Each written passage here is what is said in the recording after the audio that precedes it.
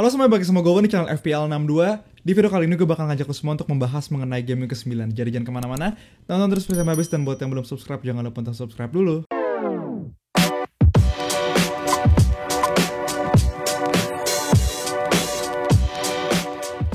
Halo semuanya, apa kabar? Jadi gimana game week ke-7-nya? Game week yang aneh ya menurut gue. 1 minggu tanpa Premier League itu ternyata membosankan juga, mati gaya.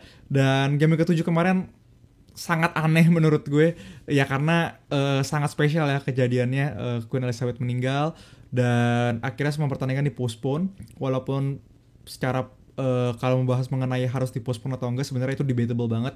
Bisa panjang banget ngomongin itu, tapi ya kita respect keputusan mereka, akhirnya dipostpone. Dan Premier League atau Fantasy Premier League khususnya memberikan beberapa adjustment gitu ya kepada Fantasy Manager ini. Contohnya kayak kalau kalian pakai free hit, triple captain, dan bench boost, chipnya akan dibalikin sama Premier League, jadi kalian nggak pakai gitu ya di game ke-7. Kalau kalian wildcard di game ke-7 kemarin, wildcardnya juga akan ke bawah sampai game ke-8 ini, dan minus point tetap kehitung. Jadi bagi yang nggak minus point kayak gue, bisa lihat gue panah hijau di sini dari 90.000 ke 89.000, walaupun 0 poin ya, lumayan aneh. Dan gue pastinya nggak akan nge-review tim gue karena poinnya 0 semua. Dan gue langsung aja membahas mengenai game week ke-9 karena seperti yang lu lihat di sini, di game week ke-8 pun masih setengah blank game week gitu ya, karena ada beberapa pertandingan yang masih nggak bisa berlangsung, seperti pertandingan Crystal Palace, Leeds, Chelsea, Liverpool, Brighton, dan juga MU. Jadi ada beberapa pertandingan yang ditunda lagi, dan pastinya ini membuat strategi-strategi gue ataupun lu semua berubah gitu ya. Kayak gue selalu bilang bahwa gue rencananya akan wildcard di game week ke-9, tapi setelah gue pikir-pikir, gue sepertinya akan wildcard di game week ke-8, dan gue udah melakukan wildcard. Alasannya sendiri akan gue bahas pastinya detailnya nanti di belakang. Cuma sekarang gue mau ajak lu semua dulu untuk melihat pertandingan di game week ke-8. Siapa aja yang punya pertandingan bagus dan yang mana blank. Mungkin banyak dari kalian juga yang udah mengenai pertandingan-pertandingan yang mana yang bagus. Dan di sini gue seperti biasa ngambil jadwal, dan gue susunin dari yang paling bagus sampai yang paling susah gitu ya. Dan kalau kalian lihat di atas sini ada tabel yang terdiri dari beberapa tim kayak Fulham, Leicester, Aston Villa, West Ham, dan juga Newcastle. Ini punya pertandingan yang bagus banget. Jadi pastinya untuk para manajer fantasy Premier League, lu bisa mulai nargetin pemain-pemain seperti dari Fulham ada kayak Mitrovic, ada Andreas. Leicester sendiri mungkin lu bisa ngandelin Maddison. Kipernya juga oke, Ward atau Iverson buat cadangan. Aston Villa, Bailey menurut gue yang kepikiran paling nailed. Walaupun sebenarnya ada risiko rotasi juga ya Bailey. Cuma menurut gue dia yang secara harga juga worth it. Dan slot lainnya kalau di defender ataupun di attacker banyak yang lebih bagus daripada aset Aston Villa. Kemudian West Ham di sini akan bertemu dengan Everton, Wolves, Fulham, Southampton. Beberapa tim yang menurut gue agak sedikit kesulitan dalam mencetak gol, kecuali mungkin Fulham ya. Jadi bisa juga lu ngambil pemain-pemainnya, terutama pemain defendernya kayak misalnya kan Kurt Zouma ataupun Sufal, atau lu misalkan mau midfieldnya lu bisa ngambil Bowen juga di sana. Kemudian tim yang juga menurut gue punya fixture yang bagus yaitu Newcastle akan bertemu dengan Bournemouth, Fulham, Brentford. Pastinya menarik banget untuk kita masukin pemain-pemain dari Newcastle kayak Trippier, Pope, dan juga Isak, striker terbaru dari Newcastle. Setelah itu di bawah juga ada beberapa pertandingan yang blank di sini kayak Crystal Palace, Chelsea, Liverpool, Brighton, dan juga MU. Tapi gue kotakin Crystal Palace dan Chelsea. Kenapa? Karena setelah blank dia punya pertandingan yang menurut gue cukup bagus kayak Crystal Palace. Setelah dia blank akan bertemu dengan Chelsea, susah sebenarnya. Tapi setelah itu Leeds, Leicester, Wolves, Everton. Jadi menurut gue kalau lu punya slot untuk pemain cadangan, lu bisa juga masukin Zaha dari sekarang gitu ya. Mungkin harganya naik. Chelsea juga menurut gue worth it untuk pertahanin beberapa pemain seperti Reece James misalnya. Yang lainnya gue kurang menyarankan. Tapi dua tim ini dengan blank pun masih menurut gue punya feature yang bagus di jangka panjang. Tapi selain itu, tim-tim yang blank juga kayak misalkan Leeds gue kurang suka dengan secara tim gitu ya, secara FPL juga. Paling Rodrigo, tapi pun Rodrigo gue nggak tahu kabarnya apakah masih cedera atau enggak. Kemudian juga berikutnya Liverpool, Brighton, MU. Liverpool blank. Liverpool juga lagi gak dalam performa terbaiknya, banyak banget yang cedera. Kemudian bertemu dengan Brighton, Arsenal, Manchester City, jelas sulit banget gitu ya. Jadi menurut gue kalau lo punya beberapa pemain dari Liverpool, mungkin bisa dikurang-kurangin atau sisain satu. Kalau punya Brighton juga dia akan bertemu dengan Liverpool, Tottenham, blank dulu bahkannya di game week ini. Dan manajernya adalah Adam Lallana kan ya sampai sekarang. Jadi gue agak sedikit khawatir dengan Brighton sekarang. MU blank, kemudian bertemu dengan Manchester City. Setelah itu Everton Newcastle juga. Everton mungkin gampang, tapi Newcastle gue nggak yakin akan jadi pertandingan yang gampang buat MU. Selain itu Tottenham Chelsea, jadi menurut gue juga sulit. Gue akan menghindari pemain-pemain dari MU. Jadi ini dia fixture untuk sampai dengan game ke-13 dan beberapa tim yang punya pertandingan bagus. Jadi pasti lo bisa incar beberapa pemain mereka. Dan kalau lihat di sini game week 13 juga ada lagi fixture swing ya, bisa dilihat. Bahkan juga game week 12 ini Manchester City dan juga Arsenal blank. Jadi mesti was-was dengan aset kedua tim ini. Ya kalau lu masih belum punya melakukan wildcard gitu ya, lu bisa banget untuk lakuin di game week ke 12 atau 13 bahkan, atau menurut gue layak di game week 13. Oke, berikutnya setelah membahas mengenai pertandingan, di sini ada tim gue dengan bisa dibilang gue udah melakukan 2 transfer kemarin, Son dan juga gue masukin Mitrovic gitu kan. Di sini ada beberapa pemain yang gue kotakin, yaitu pemain-pemain yang bisa dibilang gue kurang yakin untuk memiliki dia, dan gue kurang puas lah sebenarnya dengan beberapa pertandingan ke depan, dan masih punya beberapa pemain ini kayak misalkan Sanchez dan Ward. Menurut gue ini kombinasi yang mati sih. Kayak Sanchez blank, kemudian dua pertandingannya susah. Setelah itu Ward juga, ya lo tau sendiri kalau nonton Ward parah ya secara kalau lo bandingin dengan Schmeichel gitu kan. Setelah itu Saliba juga. Arsenal ini bisa dibilang punya fixture yang agak sedikit sulit, jadi gue kurang suka dengan defender dari Arsenal. Setelah itu Son ini gue masukin kemarin karena gue tahu ya kalaupun wildcard gue tinggal pencet wildcard gitu ya. Tapi kalau enggak, gue suka dengan Son dengan pertandingan game week ke-8 ini. Cuma untuk pertandingan jarak jangka panjangnya gue lebih cenderung prefer dengan KDB gitu ya. Dengan udah terbukti juga KDB dan Son ini bisa dibilang musim ini lagi sedikit turun juga ya performanya. Kemudian gue Bailey ini dari minggu lalu gue masukin. Tapi gue menurut gue oke sih Bailey ini walaupun ada resiko rotasi.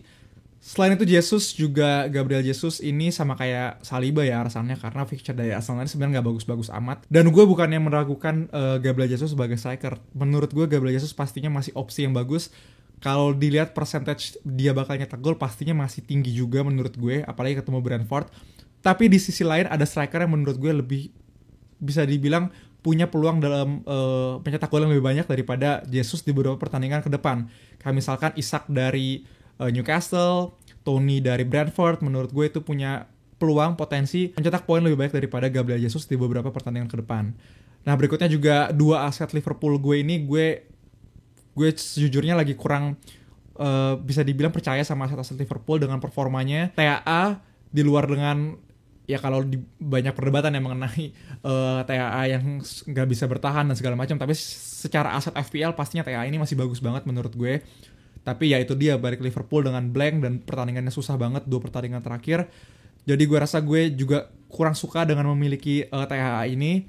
Dan terakhir Luis Diaz pastinya, karena Luis Diaz ini bersaing dengan 2 orang ya, kayak Diogo Jota, Firmino bahkan, atau mungkin dengan Darwin kalau Darwin juga mereka dibilang sebagai forward gitu ya, yang mereka sebenarnya saing-saingan semua. Jadinya pastinya ada resiko rotasi dari Luis Diaz sendiri, apalagi dengan Jota yang udah mulai fit, gue rasa dia udah main juga di UCL. Jadi gue takut dengan masih punya Luis Diaz. Jadi bisa dibilang dengan gue punya sekitar 7 pemain yang gue kurang puas, akhirnya gue memutuskan untuk melakukan wildcard di game week ke-8 ini. Dan rencana awal gue game week ke-9, tapi setelah gue lihat-lihat, walaupun gue sebenarnya bisa ya melakukan 2 transfer ini yang gue lakukan, Son dan juga Mitrovic, dan gue tetap bermain dengan 11 pemain walaupun kiper gue Ward, dan gue sebenarnya bisa nahan wildcard gue. Tapi setelah gue pikir-pikir lagi, game week ke-13 itu lumayan mepet dengan game week ke-17, dimana di situ kita akan melakukan wildcard lagi dari World Cup. Dan 4 game week gue rasa kurang maksimal, dan akhirnya gue memutuskan untuk ya sekarang aja lah untuk gue memaksimalkan wildcard gue. Walaupun di game week ke-12 nanti ada pemain-pemain yang blank, cuma detail akan gue bahas lebih lanjut nanti di tim wildcard gue. Oke, ini dia tim wildcard gue dengan formasi 4-3-3 untuk sekarang, dimana untuk kiper gue akhirnya memutuskan untuk menggunakan Pope, karena gue ya sebenarnya pilihannya ada Pope, ada Guaita, tapi gue memutuskan Pope, dan gue sendiri lebih percaya sama Pope secara individu daripada Guaita. Akhirnya gue memutuskan Pope. Defender gue ada Nico Williams, Cancelo, Trippier, Zuma, dan juga James yang gue masih cadangin. Dan mungkin sebelum lebih dalam lagi, gue ingin disclaimer juga, pastinya beberapa keputusan gue atau bisa dibilang pemikiran gue dalam melakukan wildcard ini, faktor-faktornya yang paling utama menurut gue adalah pastinya fixture ya, selain form. Tapi gue mementingkan fixture di atas form gitu, karena menurut gue ketika lo bermain FPL yang lo incar adalah poin di game week berikutnya kan, nggak poin game week sebelumnya. Jadi fixture itu bisa dibilang menentukan juga apakah mereka bisa lebih bagus lagi secara form, pertandingan lebih gampang atau enggak. Jadi gue pastinya memilih fixture nomor 1, dan ini adalah pemain-pemain dari klub yang punya fixture bagus menurut gue sampai dengan mungkin ya game week 13 dan ke atas gitu ya, sebelum gue melakukan wildcard lagi. Dan setelah defender gue punya Martinelli, Andreas, De Bruyne akhirnya gue masukin. Maddison juga fixture bagus setelah lawan Tottenham ini, dan juga ada Zaha ini gue mungkin cadangin untuk 2 pertandingan berikutnya gitu ya, game week 8, game week 9, karena game week 8 dia blank, game week 9 ketemu Chelsea. Tapi setelah itu game week berikutnya bagus. Walaupun sebenarnya gue punya opsi untuk melakukan masukin Bowen dulu gitu ya. Dengan Bowen ya masih punya fixture yang bagus dan gak blank. Tapi gue beberapa pertandingan terakhir tuh lumayan adalah nonton pertandingan West Ham, dan gue gak ngerasa di mana bagusnya West Ham itu menurut gue. Kayak jadi gue masih agak denial sih untuk masukin Bowen, tapi pastinya bisa jadi opsi juga untuk kita semua. Dan untuk forward template Mitrovic, Haaland, Isak. Dan mungkin yang bisa lo ganti adalah Isak gitu ya, ganti ke Tony atau bahkan masukin Kane daripada De Bruyne gitu kan. Tapi menurut gue lo akan susah lagi untuk switch nanti Kane ke Salah, dimana De Bruyne akan blank di game ke-12. Jadi pastinya lo butuh transfer lebih gitu kan. Dan walaupun Kane sebenarnya bisa jadi pilihan kapten ya di game week 11, nanti akan gue jelasin. Tapi untuk sekarang gue akan maksimalin dulu De Bruyne yang akan menghadapi Wolves. Dan Isak menurut gue lawan Bournemouth ini bisa jadi lumbung gol juga bagi Isak. Jadi kayak gini tim wildcard gue untuk sekarang. Nah berikutnya gue akan membahas mengenai rencana transfer gue setelah wildcard draft ini. Apa sih plan-plan per game week gue? Gue akan bahas detail setelah ini. Oke guys, jadi ini adalah tim gue dan gue menggunakan livefpl.net untuk planning rencana transfer gue ke depannya. Dan ini adalah tim gue yang gue sekarang miliki dengan wildcard yang gue punya, dimana gue masih pakai formasi 4-3-3.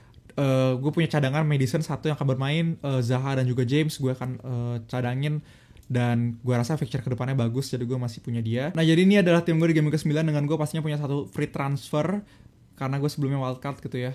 Dan di sini kalau kalian lihat tim gue juga masih bagus banget menurut gue, jadi gue nggak akan melakukan transfer apapun. Gue rasa paling ya gue masukin Maddison daripada Andreas tadi. Jadi gue maksimalin Leicester menghadapi Nottingham ya. Menurut gue itu bisa jadi titik balik juga untuk Brendan Rodgers, atau bahkan mungkin udah dipecat sebelum melawan Nottingham. Tapi menurut gue tetap aja itu bisa jadi titik balik juga pastinya untuk Leicester City itu sendiri.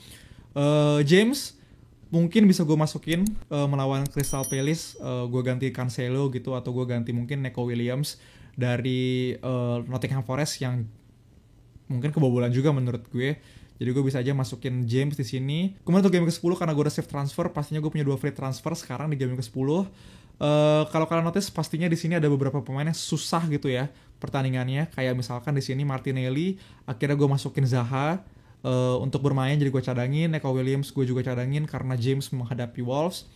Maddison masih menghadapi Bournemouth, jadi bagus banget. Dan bisa juga momentum di mana game week sebelumnya kemungkinan akan menang. Dengan gue free transfer ini gue rasa gue bisa melakukan 1 transfer aja.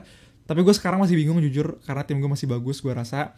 Dan pastinya di tengah perjalanan nanti mungkin akan ada yang cedera, gue bisa ganti dia. Atau kalaupun gue nggak ada yang cedera dan tim gue masih bagus, ya gue bisa ganti pemain-pemain yang kayak Iverson ke Ward gitu ya. Atau misalkan ternyata Zuma nggak bagus dan lebih bagus Sufal gitu. Jadi gue bisa ganti karena gue masih punya uang lumayan banyak di bank. Nah setelah itu gue pastinya dengan melakukan 1 transfer doang di game week 11, gue masih punya transfer lainnya lagi. Dan kalau kalian lihat sini game week 11 gue udah berencana untuk mengurangi pemain-pemain dari Manchester City gue gitu ya. Kayak misalkan tadinya ada KDB dan juga Haaland. Gue rencananya akan ganti KDB dengan Salah, karena KDB ya walaupun lawanan susah pertama Liverpool dan juga blank, walaupun pertandingan berikutnya bagus, tapi gue bisa masukin dia lagi straight. Dan gue ganti Haaland juga dengan dia Liverpool gitu ya. Lawannya susah jadi opsi kapten juga menurut gue. Tapi kita akan lihat nanti pastinya apakah form Liverpool udah lebih bagus atau makin jelek.